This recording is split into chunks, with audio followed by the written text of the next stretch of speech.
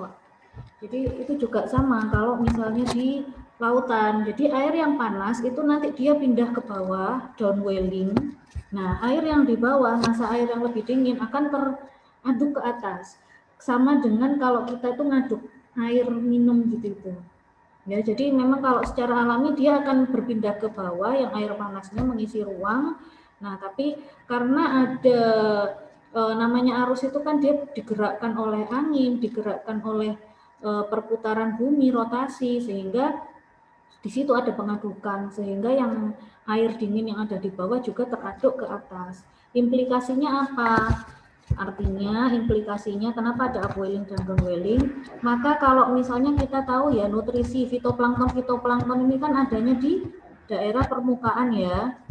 Nah, biasanya sampai kedalaman 200 meter itu masih ada fitoplanktonnya. Nah, ketika nanti ada peristiwa upwelling, maka fitoplankton yang ada di permukaan nanti dia bisa rata dibawa ke lapisan bawahnya.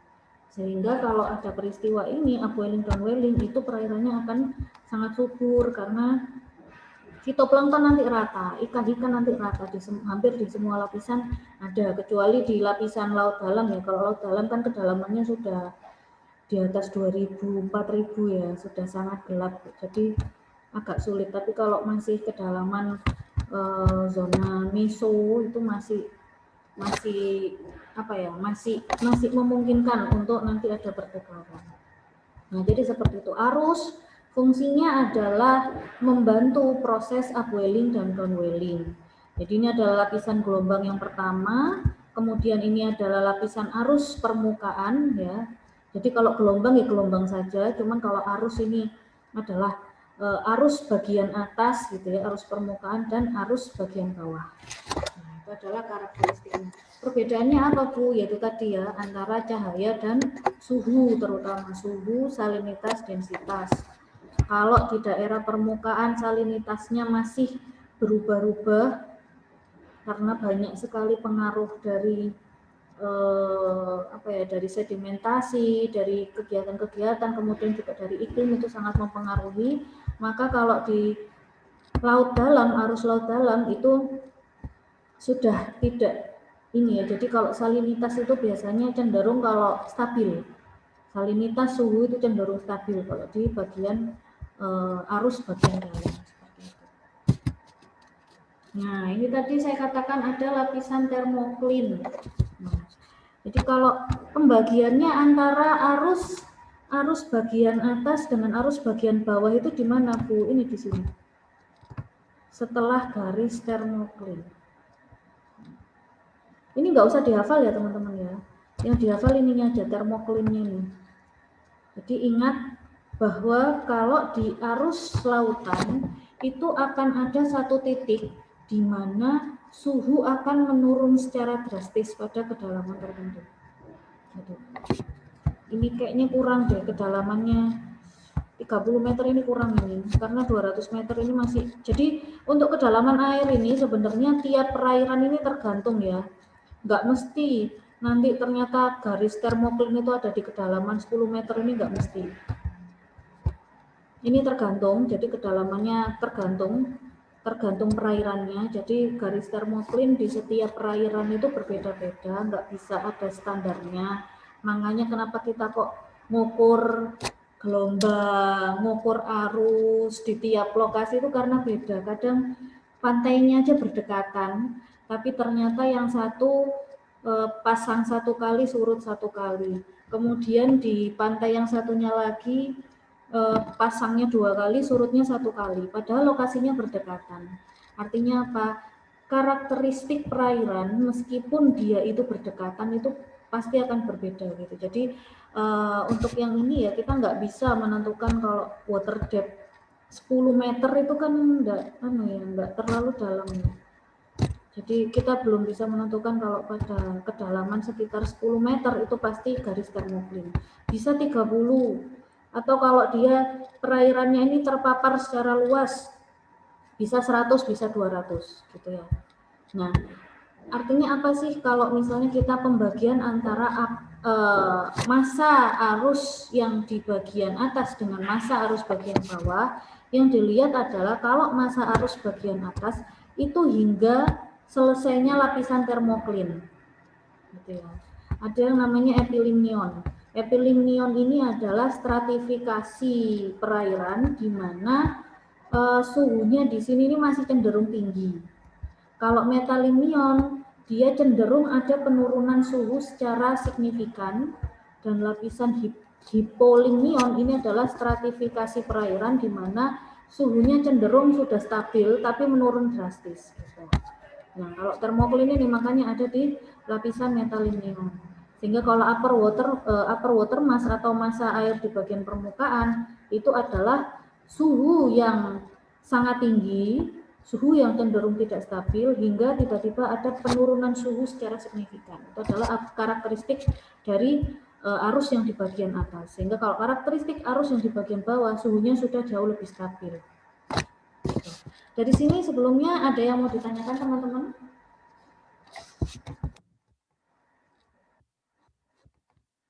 Oke, saya lanjut ya.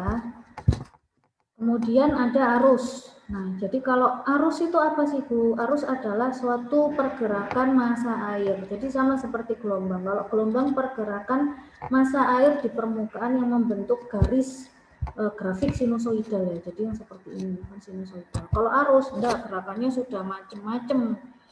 Dia bergerak entah itu vertikal, horizontal, yang jelas dia arus itu adalah pengadukan massa air sehingga menuju keseimbangannya, atau gerakan air ini terjadi secara luas di seluruh lautan dunia, gitu ya. Kalau gelombang ada polanya, ada bentuk grafik sinusoidal, dia hanya selalu ada di permukaan. Maka kalau arus, dia pergerakan massa air tapi secara vertikal, horizontal, dan itu ngacak, jadi sifatnya pengadukan. Nah, jadi bergeraknya itu adalah mengaduk, dan kalau arus tidak terjadi di bagian permukaan perairan. Ini juga ini ya Bu ya, tergantung angin juga ya Bu ya kalau arus ini. Iya betul, arus ini juga tergantung dengan angin, terutama di matahari itu loh, rotasi bumi. Makanya kalau misalnya ada gerhana bulan itu ya, itu juga nanti mempengaruhi ke arus. Kalau misalnya pada saat gerhana, biasanya itu arusnya lagi pasang. Gitu. Karena nanti ada gaya tarik-menarik bumi gitu. Jadi ketika bumi berotasi itu nanti di satu lokasi misalnya ada gerhana bulan ya, jadi bulan penuh itu loh teman-teman. Ketika ada bulan penuh, itu kan bumi itu kan berotasi lah. Di situ itu justru adalah pengadukan arus yang sangat tinggi gitu. Karena ada pengaruh rotasi itu tadi. Jadi kalau gelombang memang iya dibangkitkan oleh angin. Kalau arus juga angin, tapi juga disebabkan oleh rotasi gitu nih. Kalau ada yang nggak paham langsung ditanyakan deh. Oke Bu. Nah, jadi apa sih peranannya untuk arus itu?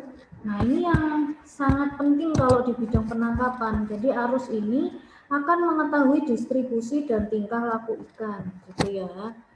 Jadi misalnya nih kita tahu ikan tuna ya, ikan lemuru, seperti yang kemarin saya bahas ya. Ikan lemuru itu ternyata teman-teman daerah penyebarannya itu adalah di Selat Bali sampai Taiwan, daerah Jepang ya, Jepang, Taiwan. Jadi kalau saya izin gambar ya, ini kalau misalnya, aduh,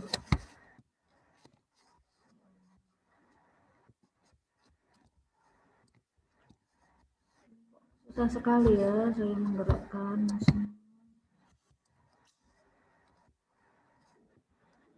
Ya, jadi ini kalau misalnya, iya gimana?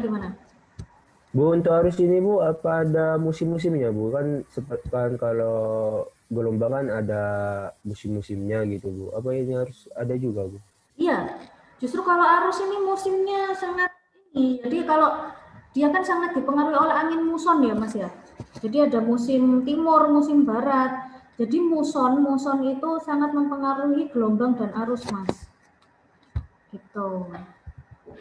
Kalau ada angin musim timur, nah itu pasti arusnya tinggi cuman arahnya itu kan. Jadi Kalau musim timur, musim barat itu cuman berbeda arah saja. Nah, kalau ini ya saya pertanyaan yang bagus itu dia, pertanyaannya Mas Halis dan Mas Rudi. Misalnya di sini China ya, di sini China, kemudian di sini Jepang, di sini Korea. Nah, ternyata ya teman-teman, ikan lemuru ini itu daerah penyebarannya itu hanya daerah sini saja. Nah, ini Kalimantan. Dia hanya menyebar daerah sini saja, teman-teman. Kalau ikan lemuru, kalau tuna dia bermigrasi ke seluruh arah ya. Kalau ikan tuna, tapi kalau lemuru ternyata dia hanya bermigrasi ke arah ini saja, dan terutama kalau di Selat Bali. Kenapa sih kok ikan lemuru itu, ikan sarden mesti dicarinya di Selat Bali? Karena dia pusatnya di Selat Bali, disebutnya itu Bali Sardinella ya istilahnya, karena memang sangat banyak di Bali. Kenapa kalau minggu kemarin saya tanya ke Ros, ada Bu lemuru, tapi nggak selalu ada ya. Jadi nggak selalu ada lemuru itu di Gresik. Ya, ternyata pas saya cari, memang dia jalur migrasinya itu sampai ke Jepang. Cuman kenapa dia disebutnya Bali Sardinella? Karena kalau di Bali itu ditemukannya sepanjang tahun. Kalau di perairan yang lain itu tidak sepanjang tahun, tergantung zona migrasi. Nah, tergantung arus ini tadi gitu loh teman-teman. Makanya kenapa kok Bu, kalau misalnya di arus itu apakah juga berpengaruh terhadap angin musim-musiman gitu ya? Iya betul, jadi ada musim-musiman. Kenapa kalau misalnya musim timur itu ikan di daerah Gresik itu banyak? Karena yang dibawa itu adalah ikan yang asalnya dari Australia sini. Australia, Selandia Baru ini kan di bawahnya kan nggak ada ya orang yang mengeksplorasi ya. Nggak ada negara yang mengeksplorasi di perairan lepas di sini. Tuna dan lain-lain ini kan dia kan, kalau tuna itu kan perenang bebas, dia bisa berenang ke seluruh dunia. Beda ya kalau lemuru kan dia ada zona migrasinya. Kenapa Bu kok migrasinya hanya di daerah ini saja, nggak ke perairan yang lain? Karena pertama arusnya dia menggerakkannya daerah situ, dan yang kedua ternyata ikan lemuru ini dia suka zona-zona suhu yang hangat teman-teman gitu. Jadi dia punya batas range suhu. Kenapa kok mereka ini hanya mau di daerah sini? Loh, bukan ke daerah Kalimantan kan juga bisa, daerah Lombok kan juga bisa. Di sini kan Lombok ya.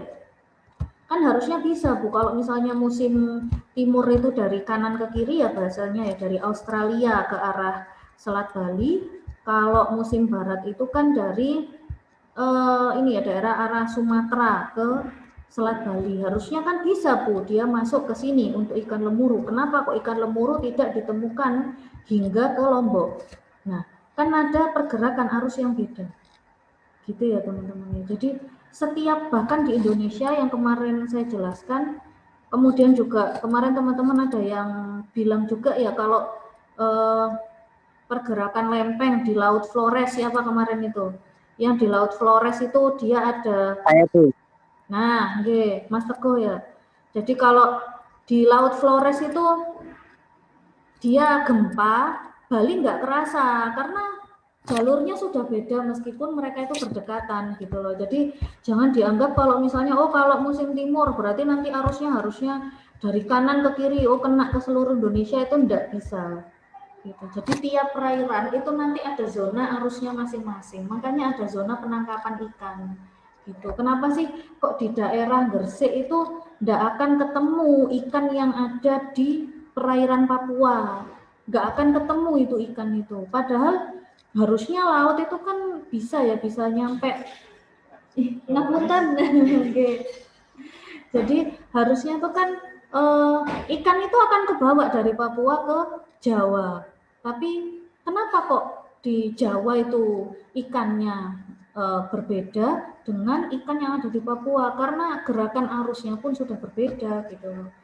Kenapa kok di Selat Bali ini dia itu tetap kaya ya? Jadi pada musim timur itu ikannya banyak, teman-teman. Misalnya musimnya ikan kalau di Lamongan kapan? Ayo, monggo Mbak Ros. Maksudnya bagaimana, Bu? Musim banyak ikan. Tangkapan ikannya banyak. Ikan tongkol, Bu. Itu kapan biasanya? Ada Iya, musimnya itu nggak? biasanya bulan 5, bulan 6, iki bulan apa, November, apa Oktober.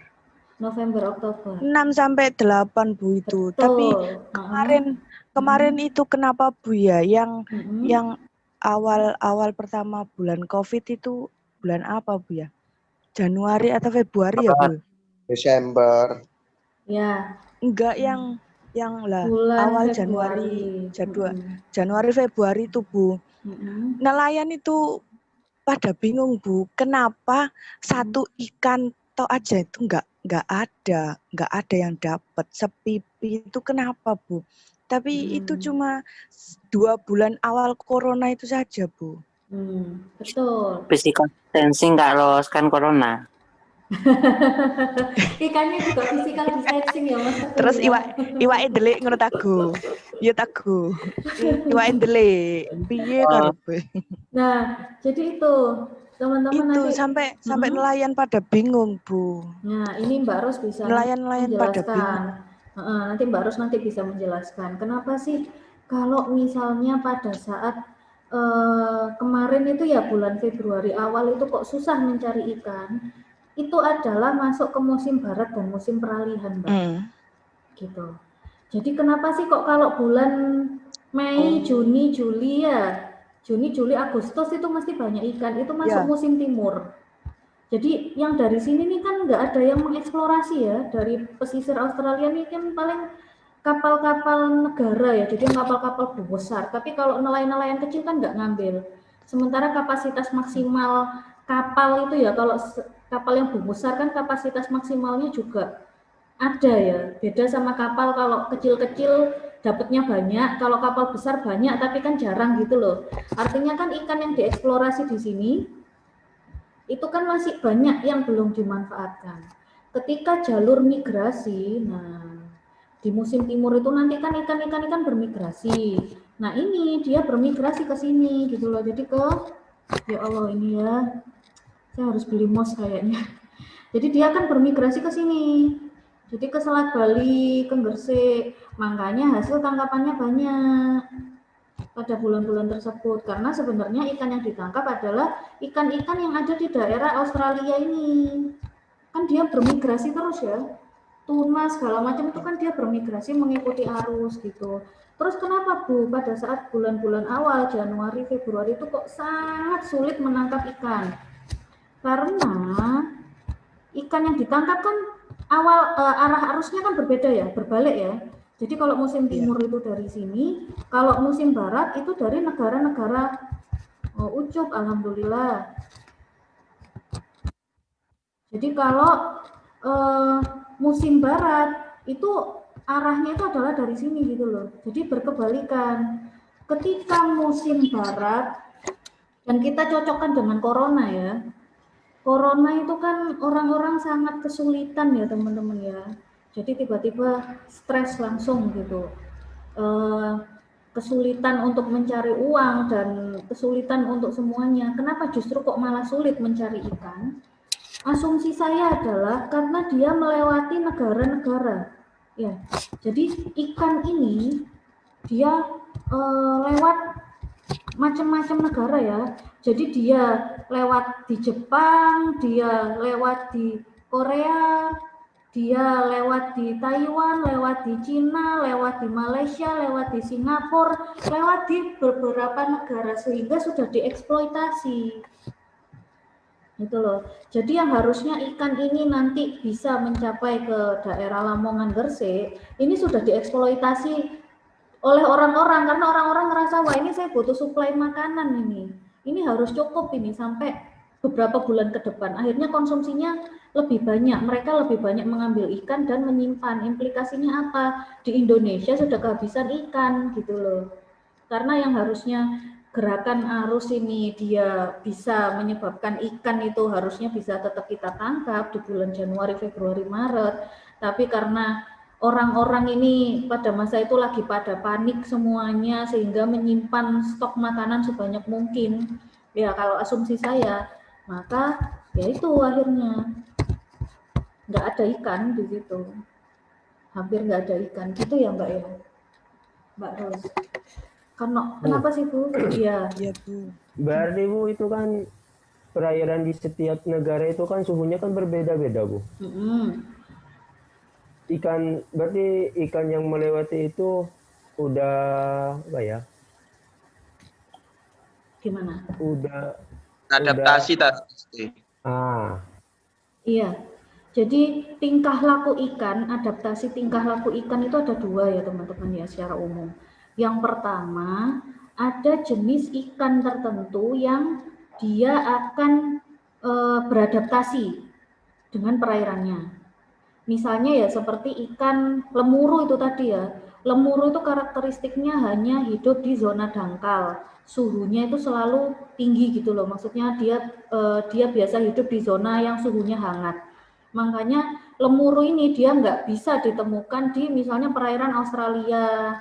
Bisa ditemukan tapi mungkin beda spesies gitu loh. Kalau lemurunya Indonesia yang Bali Sardinella gitu ya, itu ditemunya daerah situ aja. Nggak bisa kita nemukan ikan lemuru di Amerika. Kalau tuna itu kan seluruh dunia ada ya kalau tuna. Kalau paus juga seluruh dunia ada. Tapi kalau lemuru dia hanya di area-area yang memang suhunya sedang. Artinya apa? Ketika misalnya nih di Bali itu kan kita di Indonesia penangkapannya kadang rada sembarangan ya, ukuran mesh size-nya itu loh. Ibaratnya kalau semakin kecil mesh size, semakin kecil ukuran mata jaring, maka kemungkinan ikan-ikan yang masih kecil yang harusnya masih bisa besar itu kan ketangkep tuh teman-teman. Nah, iya Bu. Nah betul Iya, kan, Bu. jadi artinya apa? Ikan yang harusnya masih bisa besar ini sudah ketangkep duluan, makanya jumlah ikannya langsung berkurang gitu loh. Kenapa sih kalau di luar negeri itu nangkep tuna itu susah payah pakai pancing? Supaya kalau nanti yang kepancing ikan lain itu langsung dilepaskan lagi, paling cuma luka tapi nggak sampai mati gitu loh. Kalau kita kan langsung ya pakai apa, trowel ya, pakai pukat ya kan, seperti itu. Pukat sebenarnya kalau mata jaringnya itu besar ya, kalau mata jaringnya besar sehingga memungkinkan ikan-ikan yang kecil ini nggak ketangkep, mungkin nggak terlalu masalah, cuman kan ukuran mata jaringnya ini kan kecil-kecil gitu. Jadi balik lagi ke tadi, ada dua mekanisme adaptasi. Waduh, kurang 10 menit lagi ya. Ada dua mekanisme adaptasi. Yang pertama adalah ikan ini akan tetap berusaha menyesuaikan diri. Nah, jadi seperti lemuru, ikan akan berusaha menyesuaikan diri, tapi paling dia pindah aja gitu loh. Oh, misalnya dia awalnya di Selat Bali, terus ternyata perairan Selat Madura lebih hangat gitu ya, lebih cocok untuk hidupnya, maka dia pindah ke Selat Bali. Atau nanti misalnya ternyata di daerah Jepang pembudidayanya lebih bagus ini lemurunya, ikannya mungkin merasa lebih aman tinggal di Jepang, maka si lemuru nanti pindah ke Jepang kayak gitu. Tapi hanya di area-area situ saja. Terus ada jenis ikan yang kedua, yaitu ikan yang dia ketika misalnya kondisi perairannya nggak cocok, dia langsung migrasi gitu. Mbak Izana. Oke, Mbak Dia. Ya Mbak, di mute dulu ya. Jadi seperti itu. Kalau misalnya kemarin yang saya katakan, kenapa sih di daerah Sulawesi itu kan ada ya, jadi ada namanya Laut Celebes itu. Ya Allah. Ada namanya Laut Celebes itu, dia itu ikannya itu bunder gitu. Jadi ini kan Sulawesi ya. Assalamualaikum. Waalaikumsalam. Salam. Waalaikumsalam. Waalaikumsalam. Mbak Dia. Jadi ada satu perairan di Laut Celebes di daerah utara perairan Sulawesi. Itu ikannya hanya ada di situ. Ikan-ikan yang ada di situ tuh sangat spesifik gitu ya. Kenapa? Karena ikan ini selain karena arusnya memang dia terbatas di situ saja. Nah, karena ikan ini kemungkinan besar diduga ikan-ikan yang ada di sini dia berusaha untuk menyesuaikan dengan kondisi lingkungan gitu. Jadi dia tidak memilih untuk keluar dari perairannya, memilih untuk bermigrasi ke wilayah-wilayah yang lebih sesuai kondisinya. Nah, sama seperti ikan lemuru tadi itu. Jadi dia hanya akan bermigrasi ke daerah-daerah yang tetap gitu loh. Jadi ya dia cuman mau di daerah situ saja. Meskipun nanti kondisinya penangkapannya tinggi, cocoknya memang di situ, ya wes hidup di situ aja gitu loh. Paling cuma pindah ke sini, pindah ke situ, pindah ke situ. Tapi ya kita sudah tahu daerah ruwayanya, nggak mungkin ikan lemuru ditemukan di Amerika. Tapi kalau kayak ikan tuna, nah ikan tuna ini kan berenang bebas, tuna, paus, gitu ya. Nah itu kalau ikan-ikan yang seperti itu, maka ketika kondisinya tidak baik ya dia akan sangat mudah untuk berpindah ke perairan yang lain. Makanya tuna itu kan bisa ditemukan di seluruh dunia. Oke, dari sini jelas? Ada yang mau ditanyakan lagi? Gimana? Oke. Lanjut, Bu. Oke, sudah ngantuk? Tidak, Bu. Oh enggak. Oke. Jadi terus fungsinya apa? Transportasi hara ya yang tadi ini ya. Jadi ada upwelling. Nah, ini ya teman-teman tolong jangan ini ya. Apa masa lulus oceanografi kelas nanti nggak ngerti upwelling, downwelling.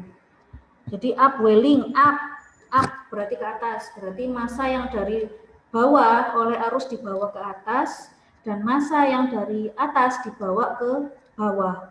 Fungsinya apa Bu? Kalau ada di bawah ini misalnya ada ikan yang mati gitu ya, ikan yang mati terus kan nanti bawa ke atas sehingga hewan-hewan yang ada di atas kan dapat suplai makanan tambahan, nggak perlu susah payah ngejar ikan-ikan yang ukuran kecil. Nah, yang di bawah gimana fungsinya? Jadi fitoplankton, ikan-ikan kecil yang ada di atas dibawa ke bawah. Jadi supaya ikan-ikan yang di bawah ini juga bisa makan lebih mudah, nggak perlu nunggu-nunggu gitu ya. Jadi itu Masya Allahnya, Gusti Allah ini sudah menciptakan sedemikian rupa gitu sehingga tidak ada satu hewan pun yang dibiarkan oleh Gusti Allah ini tidak makan.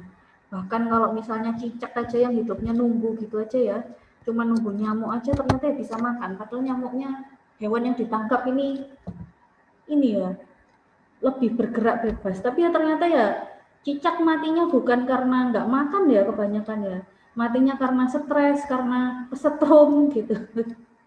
Jadi itu ya Maha Suci Gusti Allah ya. Menciptakan semuanya sudah balance. Terus fungsinya lagi apa? Arus penyegaran, mendatangkan bahan makanan dan pencucian terumbu karang. Nah ini ya, jadi kalau terumbu karang itu kan zona yang arusnya sedang sih ya, jadi arusnya nggak akan tinggi kalau tidak di zona terumbu karang karena memang dangkal. Tapi artinya apa di situ? Kalau teman-teman nonton film Nemo itu kan sering ya terumbu karangnya tuh jadi kayak seolah-olah dibersihkan oleh adanya arus tersebut gitu. Jadi fitoplankton segala macam gitu, termasuk terumbu karang itu kan dia hewan asosiasi antara zooxanthella yang tumbuhan dengan si terumbu karang itu tadi ya gitu. Jadi mereka berasosiasi menjadi terumbu karang. Nah zooxanthella ini juga dia bisa berpindah ke area lain yang nanti sesuai gitu. Jadi nanti ada zonasi, membuat zonasi terumbu karang baru. Itu apa yang bawa arus gitu ya. Jadi zooxanthella bermigrasi, nanti nempel di satu lokasi, terus nanti terbentuklah asosiasi terumbu karang baru. Nah ini yang bawa ini termasuk adalah arus gitu teman-teman. Sudah pernah tahu videonya terumbu karang? Video apa itu namanya, cara apa ya, videonya kalau terumbu karang terbentuk gitu loh teman-teman, sudah pernah tahu? Itu, Bu. Sudah, Bu. Sudah ya Hendra ya? Ya. Coba oke, kalau misalnya yang belum nanti sampean cek di YouTube, jadi coral reef proses, nanti deh saya kasih linknya ya. Itu jadi sederhana sekali. Zooxanthella itu ukurannya kecil sekali ya teman-teman. Itu terbawa arus. Begitu nanti ketemu substrat yang cocok kan, kalau terumbu itu kan hewan yang berongga itu loh, apa itu ya? Schizopoa. Kelasnya itu ya. Schizopoa itu yang bunder-bunder yang dia berongga itu. Jadi ketika dia sudah menemukan substrat yang cocok, gitu ya, mereka berasosiasi kemudian nanti terbentuklah terumbu karang gitu. Nah, jadi yang bawa apa zooxanthella ini? Yang bawa arus fitoplankton. Kenapa bisa terbawa sampai ke seluruh perairan itu arus semuanya? Kenapa ada orang yang bisa terseret? Terseretnya mungkin awalnya oleh gelombang, tapi kok bisa kebawa sampai jauh? Arus yang bawa kayak gitu. Nah, jadi arus ini juga berfungsi untuk membersihkan perairan dari endapan gitu. Karena sedimentasi, kenapa sih kalau misalnya di daerah yang dia arusnya kurang kuat, sedimentasinya tinggi gitu ya? Karena memang dari daratan tidak langsung masuk ke lautan. Kenapa kok bisa sedimen yang ada di pesisir kebawa ke laut? Karena arus ini yang nanti menggerakkan gitu ya. Termasuk kalau pembuangannya PLTU itu kalau buang jangan salah ya, ke laut itu ya, meskipun ada SOP-nya. Jadi ada standar operasionalnya. Itu kalau buang itu ke tengah laut. Jadi ke tengah laut sedimentasi itu numpuk di situ. Kenapa kalau misalnya orang nyari batu bara, tambang minyak itu ada di tengah laut?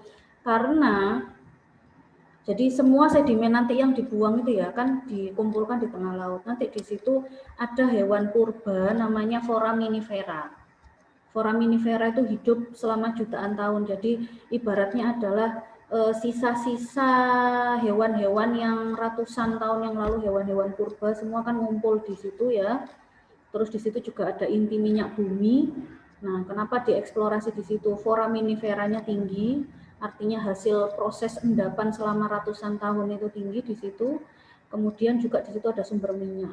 Makanya kok dieksplorasi itu mesti di laut gitu. Gitu teman-teman. Foraminiferanya tinggi. Jadi sedimentasi itu memang buruk ya, tapi ketika sedimentasinya ini kita lihat ya, jadi kalau sedimentasinya alami, sedimentasi yang tanah-tanah biasa, terus ketika dibuang di perairan itu tidak mengandung zat kimia apapun lah ya bahasanya, itu nanti ketika tertumpuk selama ratusan ribuan tahun menjadi fosil. Nah, fosil-fosil ini, zat-zat foraminifera ini yang nanti bisa diekstrak menjadi minyak.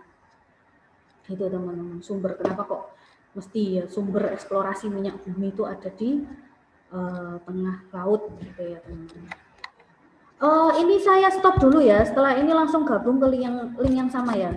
Ini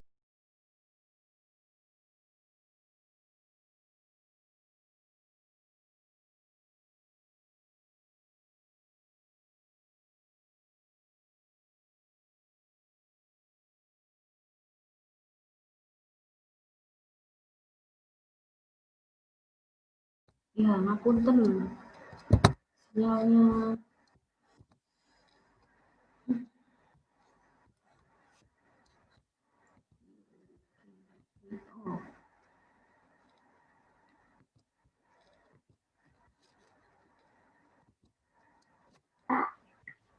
Ya. Nih.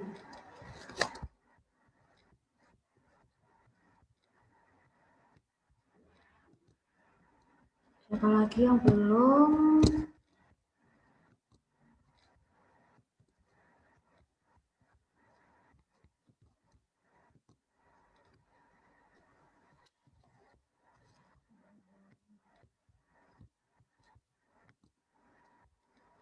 Terus masih oke. Ya, jadi saya lanjutkan ya teman-teman. Itu adalah kenapa sih kok kalau misalnya di arus itu sangat penting mempengaruhi perairan. Jadi kalau gelombang, saya katakan kalau gelombang ini tidak secara langsung ya berperan di perairan, hanya saja kalau gelombang ini justru kenapa sih kita harus mengukur gelombang? Karena memang gelombang ini kan diwanti-wanti ya. Ini yang nanti ngeri, tsunami itu kan gelombang tinggi ya. Jadi kenapa harus nanti ada bangunan pemecah gelombang di daerah pesisir-pesisir? Karena yaitu kalau gelombang itu dia lebih banyak apa ya? Saya nggak mengatakan ini ya, tapi seakan-akan kalau gelombang itu lebih banyak merusak gitu loh, tapi kalau arus itu adalah dia lebih banyak memberikan supply nutrisi bagi hewan-hewan yang ada di daerah perairan. Nah, itu seperti itu. Kemudian kalau arus, nah arus itu fungsinya apa selain dari mengalirkan nutrisi ke seluruh perairan? Nah, ternyata fungsinya juga adalah arah pelayaran. Tadi yang saya katakan, kenapa sih kok ada zona penangkapan ikan? Oh, kalau orang-orang yang ada di perairan Bali, gitu ya, perairan Banyuwangi, Bali, kenapa sih kok kalau nangkep ikan di Selat Bali? Nah, kalau orang-orang yang di Lamongan biasanya nangkep ikan di daerah mana? Mbak Ros, Mas Hendra, Mas Salis. Apa, Bu? Saya nggak tahu, Bu, kalau di daerah Lamongan, Bu. Oh, enggak Maaf, tahu. Bu. Oke. Iya, Kalau di saya bukan asli Lamongan soalnya. Oh iya Bukan ya, orang Mas Lamongan. Hendra. Mas Hendra Ya. Gresik ya? Maaf, maaf. Bukan, Bu, saya Lumajang. Oh. Mas Iya, Teguh Bu. itu? Bojonegoro. Oh iya, Bojonegoro. Oh, Lumajang ya, Hendra ya? Iya, Bu. Berarti Ros sama Salis ya? Iya, Bu. Iya, Bu. Iya, Mbak Ros. Di mana Mbak Ros biasanya kalau nangkep ikan? Kalau di Lamongan itu biasanya nangkap ikannya itu satu di Bawean, kedua itu di Pemalang, Oh, sampai ke Pemalang ya. terus Madura. Nah, betul. Iya. Tapi kalau cuma sehari itu ke tengah saja, Bu, yang apa sebelahnya yang pengambilan minyak itu Londi, Bu jenenge. Daerah Saka itu dah, Saka Migas itu dah, bukan? Bukan, Bu, enggak ada istilahnya sendiri, ya, lupa saya. Pokoknya istilahnya minyak itu kalau cuma sehari, kalau cuma sampai 15 hari, 13 hari itu Bawean, ke Pemalang, terus Madura. Itu biasanya kalau ngambilnya sampai beberapa hari itu kenapa, Mbak? Itu karena memang kapalnya yang besar, terus anak buahnya juga banyak. Kalau yang sehari pulang itu biasanya kalau nyari rajungan, nyari kalau waktunya ikan tongkol itu berangkatnya pagi, pulangnya jam 6 malam, itu langsung pulang. Biasanya dapat berapa banyak? Kiloan, ratusan kilo, apa tontonan? Kalau yang kalau yang harinya lama itu ya sampai 50 ton sampai 100. Kemarin yang waktunya cumi-cumi itu, Bu, itu sebulan dapat 200 ton. Oh, banyak ya, lumayan Cumi-cumi. itu. Iya, Langsung Bu. murah harganya. Soalnya kan iya, Bu. Soalnya kan kemarin kan waktunya cumi-cumi itu banyak sekali, wis. Sampai warak-warak cumi-cumi itu. Harganya langsung jatuh. Nanti giliran cumi-cumi ini jarang harganya naik gitu. Iya, terus Bu. ya. Tapi alhamdulillah, Bu, cumi-cumi itu masih mahal. 1 kilonya itu masih 75.000. Oh, gitu ya. Itu besar, sebahu kira-kira itu yang sotong itu, Bu. Loyak juga itu. Apa bilangnya? 75 ya sekilo ya. Iya, tapi kalau yang kotak itu murah, Bu. Berapaan? Kotak itu cuma 35 Per kilo. Oh, padahal rasanya nggak jauh beda ya. Sudah banyak. Enggak, Bu, enakan yang sotong. Oh gitu ya. Lebih enak, lebih mahal. Iya, Bu, di restoran-restoran juga lebih mahal yang sotong. Iya. Kalau saya tuh nggak tahu ya, melihatnya kok sama. Apa rasanya sama aja kayak. Enggak, Bu. Beda ya. Enakan yang sotong. Yang panjang itu lebih enak soalnya nyarinya juga Lebih susah. sulit. Beda sama yang kecil-kecil kotak-kotak itu. Oke. Jadi kemarin itu kan saya coba baru ya, jadi selama berpuluh-puluh tahun asik ya. Usia saya baru berapa ya? Jadi setelah beberapa tahun lah ya, saya itu baru akhirnya makan yang namanya lobster itu. Ternyata sih mending udang ya, udang windu. Iya Bu, Harganya mahal lebih itu. itu rasanya itu lebih enakan udang daripada Iya, lobster. iya makanya kata saya kemarin mungkin lidahnya orang beda-beda ya. Jadi ada yang bilang rasanya ya jauh enakan lobster gitu ya.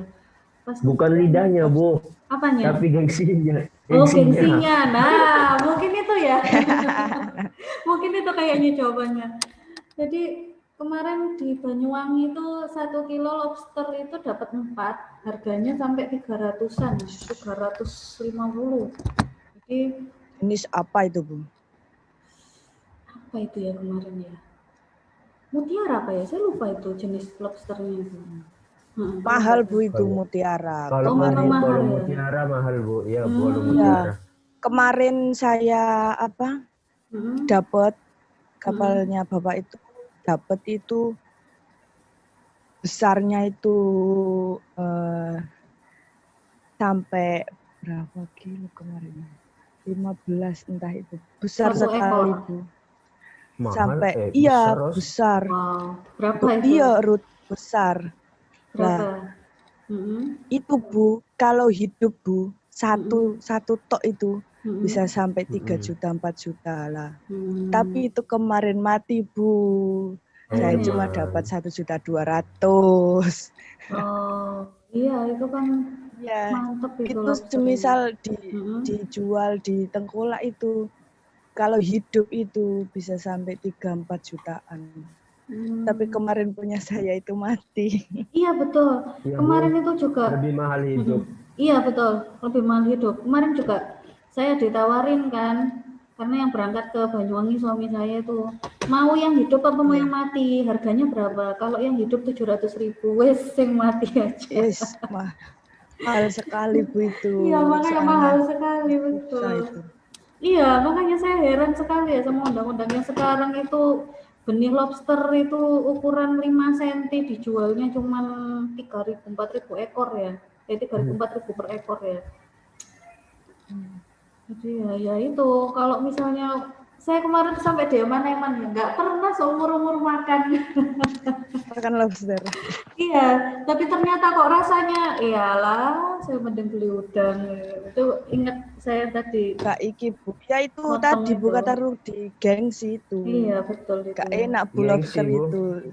Iya. Saya sudah Iya. blenger Bu pokoknya makan lobster itu. Nah itu makanya alhamdulillah ya saya baru nyoba Mbak Ros wis blenger. Nah itu makanya jadi Iya Bu. apa namanya? Ya mungkin itu ya gengsi ya. Jadi tiap orang ada mungkin ya. Alhamdulillahnya sih ya. Kalau saya tuh kok lidahnya itu malah kalau makanan yang harganya terlalu nggak karu-karuan kok ya ternyata alhamdulillahnya nggak Gak suka Bu ya. Iya. Jadi kan nggak repot ya. Ya, Bu, Lidah alhamdulillah, desa. Bu, kayak gitu. Saya ibaratnya sama makan di Pizza Hut ya, masih murah Pizza Hut ya, padahal kelihatannya mahal sudah. Aduh, kata saya. Yang mini 25.000 Bu. Oh, sekarang sudah 15.000. 3 rasa Dra. Iya. Sekarang itu sudah nggak karu-karuan harganya itu. Makanya kata saya beli Pizza Hut itu dulu itu terakhir 2014 atau 2015 itu saya sekali-sekalinya beli. Ngerasa mahal ya. Jadi kalau saya tuh orangnya agak ngirit, mending beli makanan itu makanan yang sehat. Jadi dibuat beli buah, buat sayur, bukan buat jajan gitu loh. Lah kok ternyata makanan yang sehat ini kok mahal sekali gitu loh. Lobster itu ternyata mahal sekali ya, Masya Allah ya. Nah, itu seperti itu ya teman-teman. Nah, terus kan tadi kata Mbak Ros, kalau misalnya ikannya ukuran kecil, itu dia berlayarnya ya di dekat situ-situ aja, Bu. Paling ke tengah, paling cuma jarak berapa ratus meter lah ya. Tapi kalau ikan yang ukuran besar itu berpindah ke lokasi yang agak jauh. Nah, itu juga sebenarnya ada aturannya itu teman-teman. Jadi di Kementerian Kelautan itu ada aturannya. Oh, kalau misalnya pada batas 12 mil, sorry. Jadi kalau pada batas 12 mil itu nanti ukuran kapalnya itu ukuran kapal-kapal yang kecil. Kalau sudah berlayar lebih dari 12 mil itu juga ada batas maksimal ukuran kapal. Kalau sudah pelayaran internasional yang tadi saya katakan, misalnya di perairan Australia, berarti ukurannya sudah sangat besar, nggak apa-apa. Jadi di atas 300 sampai 400 GT gitu loh. Tapi kalau masih di daerah Selat Madura itu maksimal 200 sampai 300 GT. Gitu. Makanya kenapa sih kalau ikan yang besar-besar itu enggak melaut deket-deket ya bahasanya kan, area yang dekat dari situ. Kenapa? Karena enggak boleh. Ada ukuran maksimal di kapalnya gitu, teman-teman. Terus kenapa sih kok nangkepnya jauh-jauh sampai ke Selat Madura? Mungkin pada saat itu nggak musim ikan. Nah, kalau nggak musim ikan kan berarti ada kejadian angin muson itu ya. Jadi angin musonnya mungkin lagi bergerak dari barat ke timur sehingga ikannya ini sudah dieksplorasi duluan di negara-negara tetangga, sehingga akhirnya mereka memutuskan ngambil di Selat Madura ya. Selat Madura ini kan dia terpengaruh dari selatan juga ya. Jadi mungkin di situ masih banyak, makanya kok ngambilnya di Selat Madura, bukan di daerah pesisir utara Jawa gitu. Kenapa kok larinya ke Pemalang? Nah, kan kalau Pemalang ini kan agak deket sama ini ya, jadi apa ya, saya kok lupa ya, selat antara Kalimantan sama Sumatera itu selat apa ya? Ada yang ingat?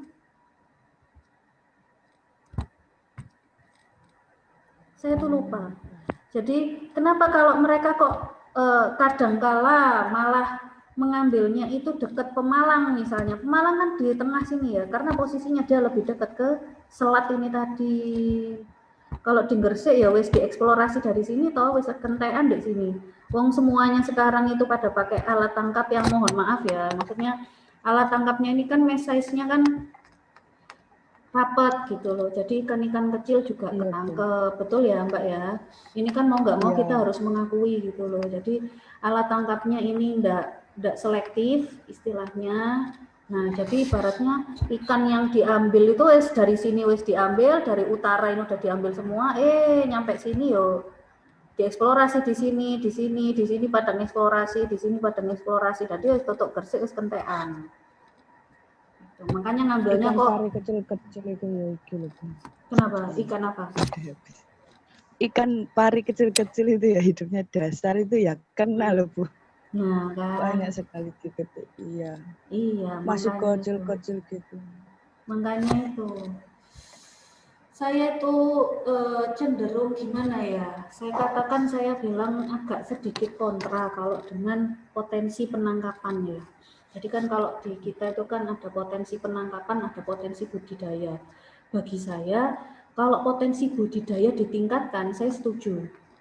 Jadi ada satu area yang nanti budidayanya ditingkatkan misalnya dengan budidaya intensif gitu ya. Tapi kan kita juga harus ngatur pengeluaran, jadi inlet outletnya, air yang masuk, air yang keluar ini juga harus kita treatment sehingga itu nggak mencemari lingkungan. Kalau untuk kita tingkatkan produksi budidaya, terus terang saya setuju gitu ya. Tapi kalau kita meningkatkan potensi penangkapan, nah terus terang ini saya kurang setuju. Jadi kalau teman-teman boleh lihat data di KKP, itu biasanya selalu ada, jangan buka aja data penangkapan KKP, itu nanti kita bisa tahu trennya dari tahun ke tahun untuk setiap masing-masing ikan. Biasanya mereka kan selalu punya program kerja ya teman-teman. Jadi sudah punya program kerja, biasanya oh ternyata hasil tangkapan tahun ini yang paling tinggi tuna, ini adalah primadona penangkapan. Nah, mesti kan kayak gitu. Sehingga kita perlu menggalakkan penangkapan ini tahun selanjutnya. Nah, ini kan menurut saya agak sedikit salah kaprah gitu ya. Jadi ini kalau sedikit saya jelaskan, misalnya nih ada satu potensi ikan ini ya, ada satu zona, ada satu grafik. Jenengan sudah belajar statistika toh ya semester kemarin? Ayo. Sudah ya. Jadi kalau ada dua grafik. Grafik yang pertama, ya Allah. Nah ini misalnya grafik yang pertama itu seperti ini. Nah, semakin tinggi variabel X, ya, semakin tinggi variabel X, maka variabel Y-nya semakin tinggi. Contohnya apa? Kalau di ikan, pertumbuhan panjang dengan bobot, betul ya? Biasanya kalau panjangnya semakin tinggi, bobotnya juga semakin tinggi. Nah, ini adalah seperti ini. Kalau kurvanya penangkapan gimana? Berbalik, teman-teman. Nah, ini kayak gini kalau kurva penangkapan. Jadi kalau misalnya variabel Y ini adalah tangkapan, jadi menggunakan alat tangkap apa? Nah, kalau variabel X-nya ini adalah hasil tangkapan. Artinya apa? Kalau semakin banyak nelayan yang menangkap di laut, ini kurvanya sudah ada ya. Jadi ini saya nggak ngawur, tapi kurva ini adalah ada dasarnya. Kalau di dinamika populasi ikan itu kurvanya itu cenderung seperti ini. Jadi kalau misalnya hasil tangkapannya atau penangkapannya dia tinggi, nelayannya semakin banyak yang laut, semakin banyak alat tangkap yang disebar, maka biasanya hasil tangkapannya cenderung rendah. Betul apa enggak, teman-teman? Gimana? Betul. Ini jangan ini ya, saya berdasarkan data aja. Gimana sih kalau datanya di lapangan? Ayo, Mbak Ros sama Mas Ali sini yang lebih tahu. Jadi kalau kenapa sih semakin banyak nelayan yang ke satu area itu kok cenderung nanti dapat tangkapan yang harusnya biasanya kalau yang ngelaut itu 10 kapal dapatnya rata misalnya 1 ton 10 kapal. Nah, ini karena yang ngelaut di situ ada 20 kapal, dapatnya ternyata malah 200-an gitu ya. Jadi cuma 200 kg gitu toh. Nah, itu karena semakin tinggi hasil tangkapan, semakin tinggi pola penangkapan, hasil tangkapannya semakin rendah. Belum nanti ikan-ikan yang ukuran kecil juga ketangkep gitu loh teman-teman. Nah, karena ada pola yang seperti ini tiap tahun, maka dibuat satu kurva di sini namanya adalah kurva MSY. MSY itu apa, Bu? Maksimum Sustainable Yield. Nah, jadi berapa sih sebenarnya untuk satu jenis ikan itu dia maksimum diambil gitu loh teman-teman. Kan tiap tahun sudah ketahuan ya, oh tahun ini ternyata ikan tuna ini dia 20.000 ton, tahun depan 21.000 ton, tahun depannya lagi 22.000 ton. Nah, baru dibikin kurva. Oh ternyata dia kalau penangkapannya 20.000 ton, berarti MSY-nya diduga sampai 40.000 ton misalnya. Nah, itu kan seperti itu. Biasanya potensi penangkapan diambil setengah dari nilai MSY. Gitu. Jadi kalau MSY-nya misalnya 40.000, berarti potensi penangkapannya maksimal 20.000 ton.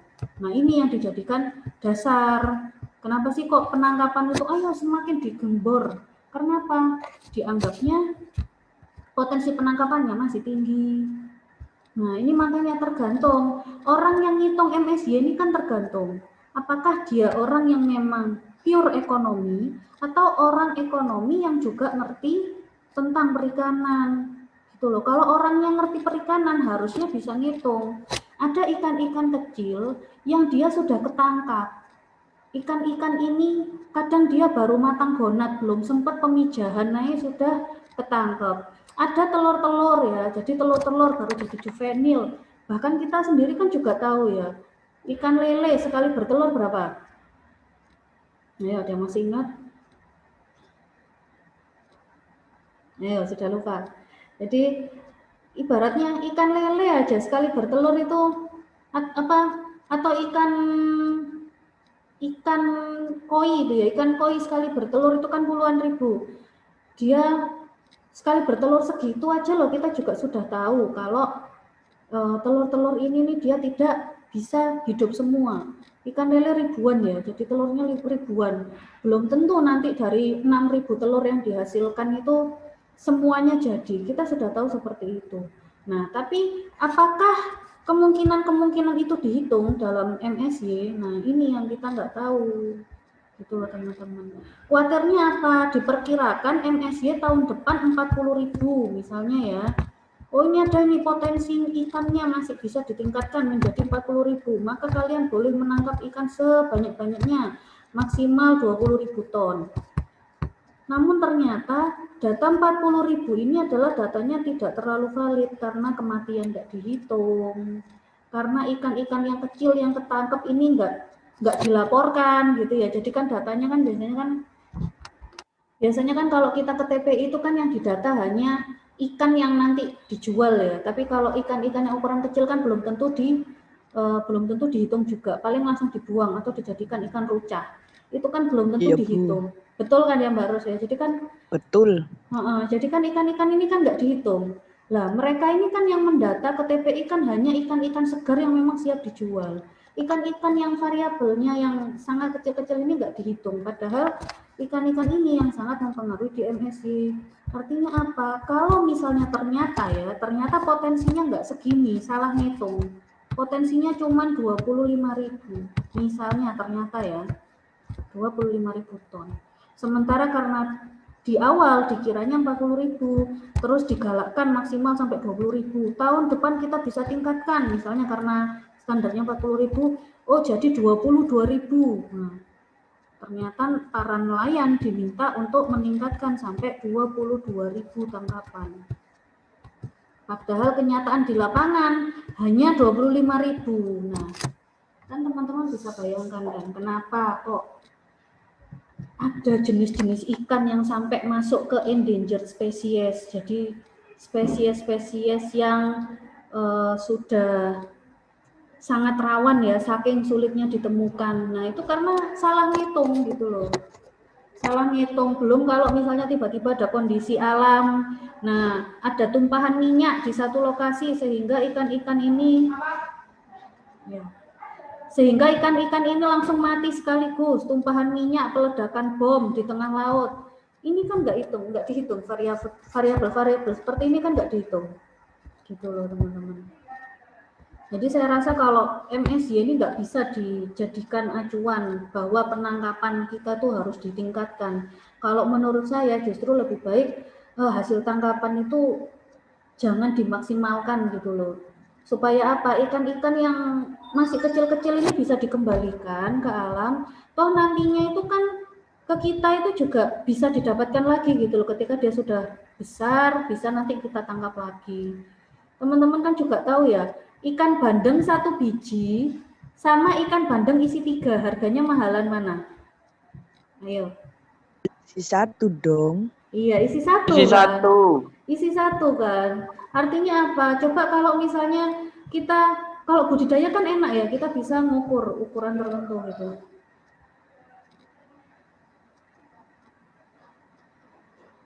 Halo. Iya, ngajar di sini. Jadi makanya kalau misalnya ikan bandeng isi 1 itu dia lebih mahal daripada ikan bandeng isi 3. Artinya kan ikan bandeng isi 3 ini dia bisa berpotensi dibesarkan dulu sampai ukuran yang maksimal sehingga pas dijual ini loh harganya bisa mahal. Nah, ini yang kadang konsep ini yang sulit ya, dan memang juga saya katakan sulit diterapkan juga gitu loh. Kadang ada nelayan yang sudah teredukasi bahwa oh ya wes lah jangan dulu nih ikan ini dibiarkan dulu ya sampai nanti tumbuh besar, nanti biar kita pas nangkep itu hasilnya maksimal. Nah masalahnya ada misalnya nelayan yang di daerah lain yang merasa loh ini kok jarang ada penangkapan, tak nangkep di situ. Nah ini kan susah ya, makanya memang saya rasa agak problemnya adalah kebijakan di pusat. Seharusnya menurut saya ya, kalau misalnya dikatakan apa sih pencapaian terbesar misalnya, itu bukan hasil tangkapan yang banyak. Kalau menurut saya ya, kenapa misalnya kalau pencapaian berarti adalah penangkapannya besar tapi juga ada potensi lestarinya gitu. Seperti itu. Makanya kalau budidaya misalnya masih ada potensi budidaya ditingkatkan, saya rasa saya masih setuju. Tapi kalau untuk penangkapan masih ada potensi untuk ditingkatkan, sedikit saya tidak setujunya di bagian itu saja. Gitu. Karena alat tangkap yang kita pakai juga masih kurang baik, sehingga saya kok khawatir ya lama-lama ikan itu habis gitu loh. Nanti karena juga kemarin itu saya lihat di industri, ternyata ya ketika misalnya satu ikan itu habis, misalnya jenis ini diminta 5 ton misalnya tiap bulan. ikan tuna misalnya ya 5 bulan, setiap bulan itu 5 ton. Ternyata ada 1 bulan yang dimana dia nggak mencukupi sampai 5 ton. Nah itu akhirnya ikan itu diganti dengan yang lain gitu. Jadi apa ya, saya rasa substitusi itu kan selalu dilakukan sehingga saya khawatirnya itu nanti tunanya habis, ikan-ikan yang lain juga habis gitu loh teman-teman. Ya, gimana paham sampai sini ya teman-teman ya? Ini malah cerita kemana-mana Paham, Bu. ini. Paham, Nggak Bu. apa-apa, Bu. Iya, ini malah cerita yang kemana-mana. Jadi seperti itu ya teman-teman ya. Saya enggak ini ya, enggak menyalahkan kalau misalnya mereka yang melakukan penangkapan ikan, enggak menyalahkan ya. Memang kalau misalnya itu kan mata pencahariannya mereka gitu. Cuman ya itu kenapa harus dikatakan dimaksimalkan penangkapan, itu saja sih kalau bagi saya. Karena kan nggak tahu ini kita siapa ini yang ngitung MSY-nya ya.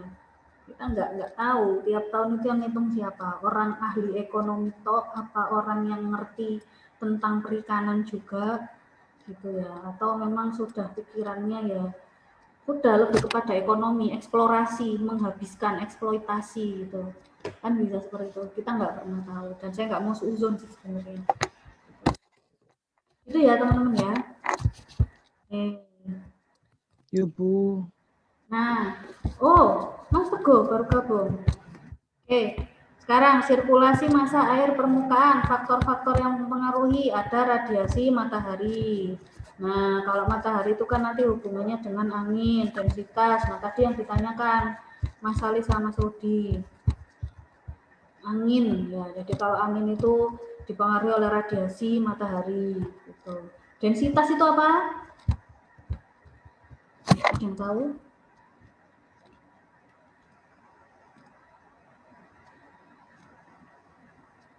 Densitas. Tidak tahu, Bu. Tidak tahu, oke.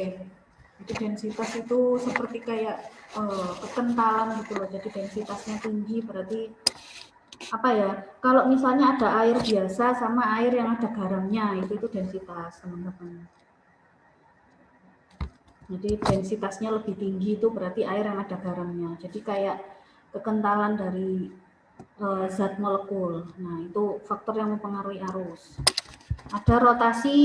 Nah ini ya, jadi paling penting ini rotasi, angin, sifat-sifat air itu sendiri. Jadi tiap perairan itu memang dia memiliki karakteristik yang berbeda-beda. Makanya sifat-sifatnya ini pasti berbeda. Gravitasi.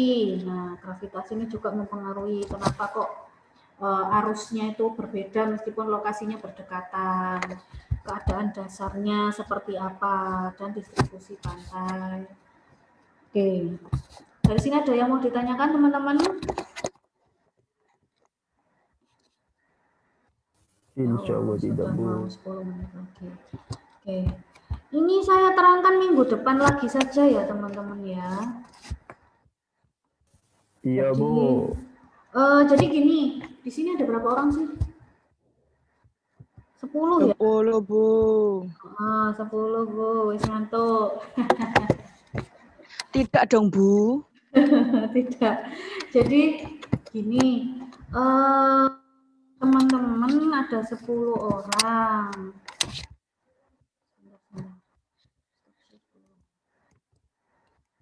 Teman-teman sudah pernah bermain-main dengan apa itu ya namanya ya? Air. Bukan. Tiap hari, Mas. Sama ini loh, Google Earth. Google apa, Bu? Google Earth. Belum, Bu. Belum, Nah, Bu. coba main-main dengan Google Earth. Sebentar, saya berikan contoh dulu. Main-main.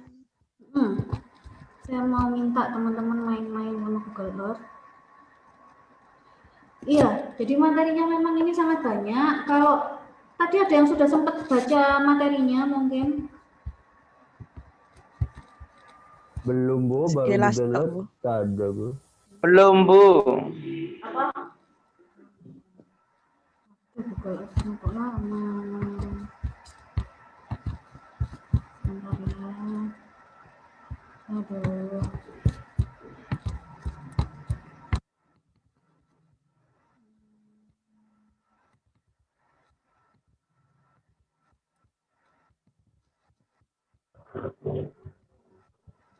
Sudah pada absen ya teman-teman? Sudah, Bu. Sudah, Bu. Sudah, Bu. Oke. Belum. Belum absen dulu. Karindra, Kari. Absen dulu. Sebentar. Oke. Google Earth-nya agak lama. Jadi, Bu sabar menunggu, Bu. iya sabar. Ya Allah. Mesti ya Rudi ku mesti. Udah nunggu tapi nggak ada kepastian gimana, Bu? Aduh, Aku aduh. itu yang ngono barang. Ya, Kanan, Bu. saya memberikan kepastian kok teman-teman, tenang aja ya. Jadi Iya, kalau sama Bu, ya, saya loh. nggak akan mem-PHP. Oke. Teguh itu salah kamu ku. Nah, jadi teman-teman ada yang namanya istilah recurrent arus ya. Nah, jadi ada yang namanya istilah recurrent. Kenapa sih kalau ada orang yang berdiri di pinggir pesisir sini ya? Oke. Ada yang berdiri di sini. Itu kok dia bisa kebawa ke tengah laut gitu loh. Nah ini nanti saya jelaskan di pertemuan-pertemuan berikutnya, cuman biar teman-teman ini nanti tugasnya nggak kaget gitu loh. Jadi ini saya sampaikan dari awal biar nggak numpuk-numpuk gitu. Kenapa sih ada orang yang dia bisa kebawa ke tengah laut? Ternyata pola gelombang itu teman-teman kalau dilihat dari samping, aduh ini siapa ini yang berisik ini ya?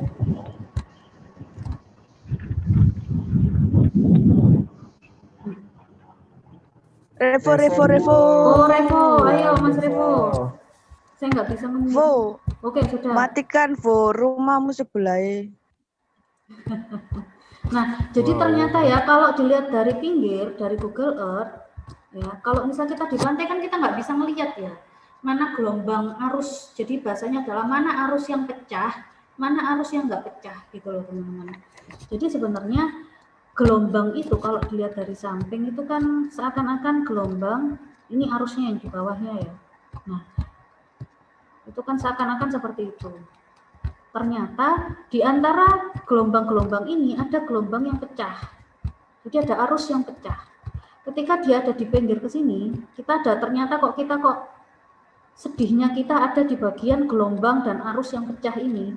Yang biasanya kalau gelombangnya itu ketarik ke sini tuh balik lagi ke daerah yang sama gitu ya, ketarik sebentar terus kebalik yang ke daerah yang pesisir itu tadi, tapi karena ada arus yang pecah ini tadi, kita bisa kebawa ke tengah gitu loh teman-teman. Kenapa ada orang yang langsung dia itu terseret ke tengah gelombang, padahal dia itu awalnya di pinggir pesisir. Nah itu karena adanya recurrent ini tadi, arus pecah. Rip itu kan pecah, current itu kan arus ya bahasa Inggrisnya. Jadi dia itu langsung ketarik. Tanda-tandanya gimana Bu? Kalau kita di pantai kita nggak bisa ngelihat, kita bisa lihatnya pakai Google Earth. Jadi dilihat dari atas, itu tadi gelombang ini ada yang gini, ada yang ternyata nggak semua gelombang kalau dari pinggir itu gini semua, ada ternyata tengah-tengahnya yang pecah gitu loh. Jadi di sini ini bukan gelombang biasa, jadi sudah arus tengah yang kebawa ke pinggir. Nanti saya jelaskan minggu depan. Kenapa sih ada recurrent gitu ya. Nah, ini yang berbahaya ini. Jadi tugas saya adalah teman-teman nyari di Google Earth gambar-gambarnya. Nah, ini biar kita yang kebetulan di sini. Iya, gimana? Bu, itu kan di pesisir kan ada gelombang pecah kan, Bu. Itu kan hanya sementara kan, Bu ya. Nanti balik lagi ke gelombang yang kayak biasanya gitu ya, Bu. Iya, memang ini sementara, cuman kan masalahnya yaitu kita kan nggak pernah tahu sementara ini apakah bisa membawa kita ke tengah laut apa enggak. Makanya kata saya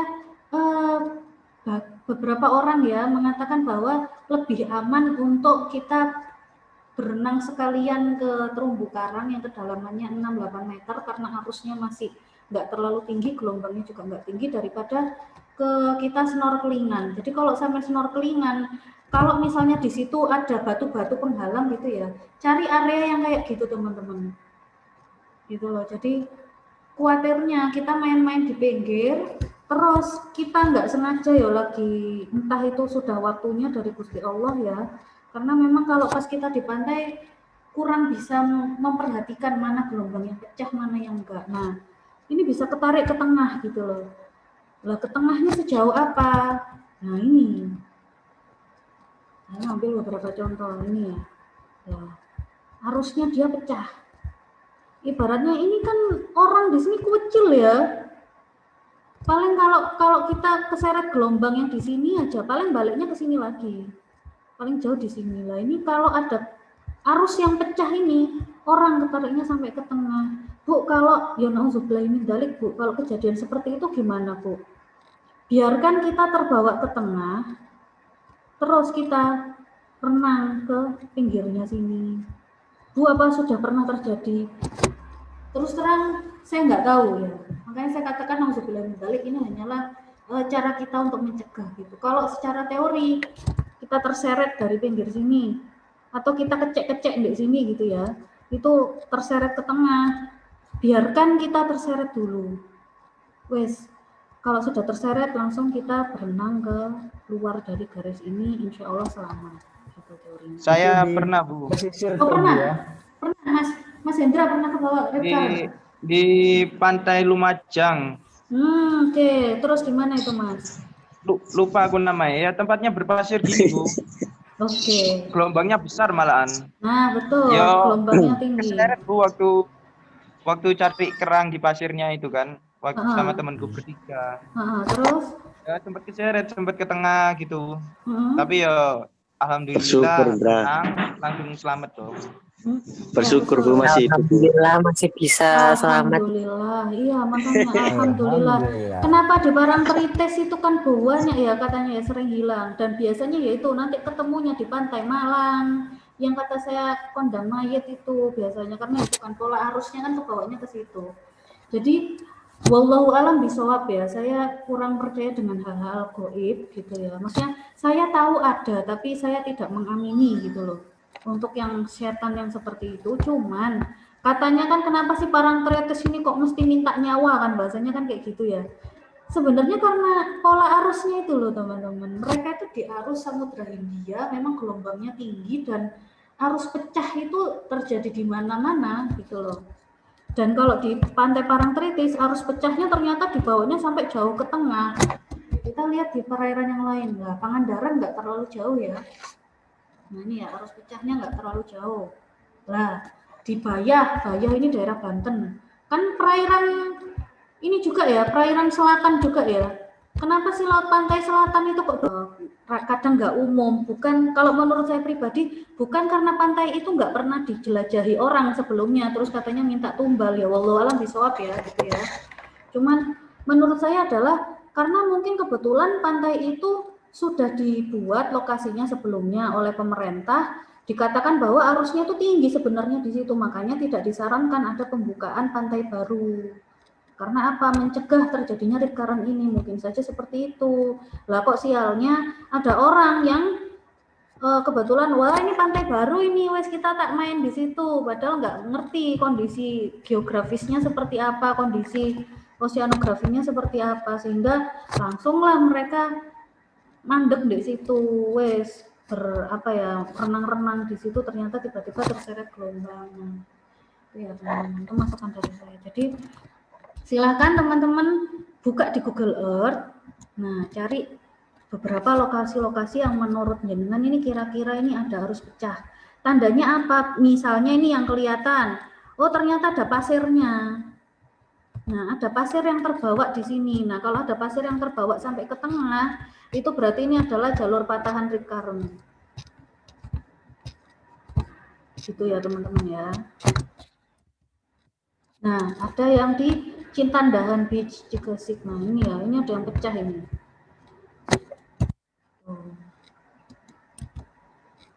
Loh, Ujung Kulon. Ada yang tahu Ujung Kulon di mana? Banten, Bu. Oke, Banten. Nah ini ya. Ini bayangkan kalau kita berdiri di sini ya. Orang kan paling sekecil ini ya. Ini saya nggak nakut-nakutin teman-teman ya, cuman ini membuat. Besar itu Bu ya? Makanya sangat besar. Coba kalau kita dari pinggir di sini, masuk kelihatan? Ya nggak kelihatan. Nggak kelihatan, makanya. Makanya itu kalau misalnya kalian mau main-main ke pantai, saya sarankan coba cari pantai yang di daerah Gresik nggak apa-apa ya, maksudnya daerah utara Jawa nggak apa-apa. Atau kalau memang mau ke pantai selatan, cari pantai yang umum dikunjungi. Atau kalau misalnya mau snorkelingan ya sing itu loh Rek, terlindungi ada batu-batuannya gitu loh. Misalnya daerah sini ya ternyata ada batu-batuannya. Ya wes, mending di situ aja. Jadi kalaupun nanti keseret ya, misalnya di sini ada rip current. Paling kalian bisa gacolan gitu, jadi bisa pegangan di batu-batuan situ gitu loh. Gitu ya teman-teman ya. Jadi ini tugas jenengan, nanti saya minta teman-teman mempresentasikan di bentuk video. Jadi masing-masing orang bebas lokasinya di mana. Ini ada 10 orang ya total. 10 apa 11 ya? 10. 10. Berarti gini, saya bagi 2, 5-5. Jadi ada 5 orang yang nanti menjelaskan rip current. Ini jadi video presentasi gitu, sampai upload di YouTube-nya masing-masing. Jangan lupa nanti nge-tag prodi ya, biar nanti disimpan sama prodi. 5 orang nanti menjelaskan tentang rip current. Lokasinya harus beda. Misalnya 1 orang coba nyari di daerah Indonesia, 1 orang coba nyari daerah Jepang misalnya ya, nyari di Google Earth. 5 orang lagi silahkan menjelaskan tentang tsunami yang kemarin, tugas yang kemarin. Jadi misalnya Mas Teguh menjelaskan, saya mau menjelaskan tsunami yang terjadi di Lombok dan Flores. Itu detail ya, jadi tsunami itu apa, kemudian kenapa sih terjadi tsunami pada saat itu. Jadi misalnya, oh ternyata ada patahan di sini dan di sini, sehingga terjadi tsunami dengan besar sekian. Kemudian tsunami-nya mengakibatkan korban jiwanya seperti apa, kayak gitu. Nah kalau yang rip current ini, ternyata ada rip current itu apa gitu ya, nanti minggu depan saya jelaskan. Rip current itu apa, kemudian potensinya seperti apa, bagaimana cara kita mengurangi resiko dari adanya rip current gitu. Kemudian lokasi spesifiknya itu seperti itu ya teman-teman ya. Itu pembagiannya bagaimana, ketua kelas atau saya yang ngocok? Ya dengan mohon Bu. Oke, saya aja yang ngocok ya. Jadi sekarang pertemuan kelima. Oke, saya minta setelah UTS. Gimana? Pertemuan ke-8 ya, pokoknya setelah UTS hari Minggunya lah mungkin ya, gimana? Bisa ya teman-teman ya? Jadi sudah dibuat video masing-masing orang. Gimana teman-teman? Berarti setelah Videonya UTS ya, Bu, ya? Iya, gimana tadi ada yang mau tanya? Katanya kelompok Bu. Oh enggak kelompok ini, masing-masing orang. Ini masing-masing orang, cuman saya kelompokkan jadi 2 gitu loh. Yang 5 ini ngerjakan rip current, yang 5 ngerjakan tsunami. Lokasinya beda-beda. Gitu. Ada yang mau ditanyakan? Jadi misalkan 5 orang itu bahas rip current, 5 orang bahas tsunami gitu tak Bu? Iya, tapi beda-beda ya lokasinya. Kalau misalnya isinya sama nggak apa-apa, misalnya pertama urutannya definisi rip current, terus yang kedua apa sih penyebab rip current, terus yang ketiga efeknya bagaimana. Nah nanti kan yang beda kan di lokasinya kan. Lokasinya nanti beda-beda, itu nggak apa-apa. Kalau misalnya mau dibuat kelompok nggak apa-apa sih, tapi nanti berarti pertemuan ke-7 sudah harus ditumpuk. Ayo, mau yang mana? Kelompoknya itu gimana Bu? 5-5 apa? Per orang. Jadi 5 itu kalau saya mintanya per orang tapi topiknya itu sama gitu loh. Antara tiap 5 orang itu topiknya sama gitu. Per orang aja Bu, tapi pertemuan ke-8. Oke, per orang pertemuan ke-9 ya. Jadi ke-9 sebelum perkuliahan ke-9, iya. Jadi sebelum perkuliahan ke-9 teman-teman harus sudah ngupload di YouTube, jangan lupa nge-tag prodi ya. Jadi semua teman-teman di sini kan sudah punya YouTube masing-masing ya? Nggak punya. Nah, Hendra buat. Nggak punya, Bu. Pokoknya kemarin teman-teman yang sudah buat video itu sudah saya subscribe ya. Jadi silahkan membuat channel YouTube-nya masing-masing dan silahkan kalian memberikan edukasi ya kepada penonton lah, bahasanya penonton, viewernya YouTube-nya jenengan, bahwa ini loh pentingnya kenapa recurrent, kemudian kenapa sih tsunami itu terjadi gitu ya. Ternyata Indonesia itu adalah lokasi gunung berapi, lokasi patahan lempeng, ini kan nggak banyak orang yang tahu gitu teman-teman. Paham ya sampai sini ya? Berarti nanti saya acak aja ya tugasnya ya. Iya, Bu. Oke. Masih ada yang mau ditanyakan? Berarti pengumpulannya itu sebelum pertemuan ke-9 ya, Bu ya? Iya. Jadi setelah UTS. Setelah UTS. Saya sampaikan dari awal, jadi supaya nanti nggak ada alasan teman-teman lo belum ngerjakan. Saya nggak mau ya. Oke? Bu, itu videonya seperti apa, Bu? Seperti biasanya ya, Bu? Kayak biasa ya, Bu? Silahkan, mau misalnya seperti ini, jenengan di pojok gitu ya, terus di situ nanti ada gambarnya, jadi seperti jenengan menjelaskan boleh, kayak gitu. Itu kan yang gampang ya, kalian ngerekam aja di Zoom sendiri, durasi terserah kalian mau dibuat 40 menit, dibuat sejam, itu kan terserah ya, itu kan channelnya jenengan. Cuman yang penting nanti itu boleh disamakan, misalnya tiap orang bahasnya cuma beda lokasi tapi poin-poinnya sama, kan seperti itu. Mau menjelaskan seperti itu boleh, seperti ini nih ya, sekarang ini menjelaskan, atau misalnya kalian membaca dari satu berita kemudian ada videonya, jadi menambahkan dari video yang sudah ada juga boleh. Sekreatif mungkin aja Mas Rudi. Ya, jangan lupa ada fotonya jenengan ya. Bu, kalau misalkan nguploadnya numpang ke channel temen gitu nggak apa-apa, Bu? Nggak apa-apa sih, tapi nggak eman dah sampean. Saya pokoknya bakal saya subscribe, entah itu siapa gitu loh. Jadi kemarin Mbak Dia itu kan juga nggak pakai channelnya aslinya ya Mbak ya. Pas ngupload ya, wes saya subscribe bukan channelnya Mbak Dia, entah itu. Gitu. Iya, channelnya kan Aquaculture kok Bu, teman-teman sendiri kok Bu. Oh iya, nggak apa-apa, silakan. Gitu. Iya, Bu. Mandra. Iya, eman-eman sih. Iya, siapa tahu jadi YouTuber. Silakan. Nggak ada kepinginan YouTuber, Bu. Untuk pembagian materinya kapan, Bu? Oke, hari ini deh ya. Langsung saya kocok. Oke. Iya, Bu. Oke, ada lagi yang mau ditanyakan. Tadi saya apa ya? Saya nggak ada ini kan ya, nggak ada yang ininya ya. Nggak ada janjikan teman-teman ya. Maksimal videonya, Bu. Apanya? Durasi. Durasi. Terserah. Sampai mau jelaskan 1 jam ya nggak apa-apa kok. Oh iya. Memorinya, Bu. Kenapa? Beberapa menit, Bu. Oh, Ngeditnya, Bu, kalau 1 jam. Oh iya betul. Ngeditnya lama. Minimal 5 menit ya. 3 menit kayaknya kependekan. 3 menit panjang kok, Bu, sudah, Bu. Oh gitu. Ya, Ya, wes, Bu. yang jelas nanti sekali. sudah lengkap loh ya. Jadi definisinya apa? Karakteristiknya gimana? Kenapa terjadi? Lokasinya di mana? Penyebabnya apa? Kayak gitu loh ya.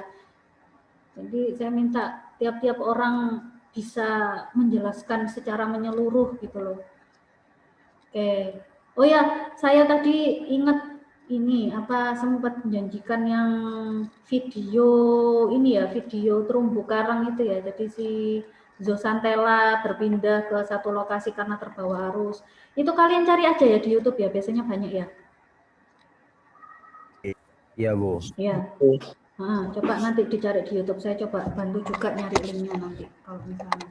Oke, ada yang ditanyakan?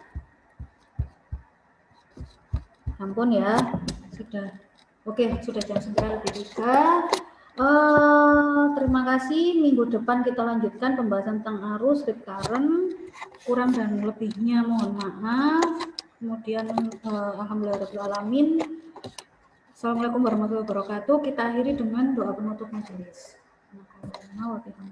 Waalaikumsalam warahmatullahi wabarakatuh. Assalamualaikum warahmatullahi wabarakatuh. Oke, terima kasih ya. Silakan meninggalkan Iya, Bu. kelas. Nggih, Bu.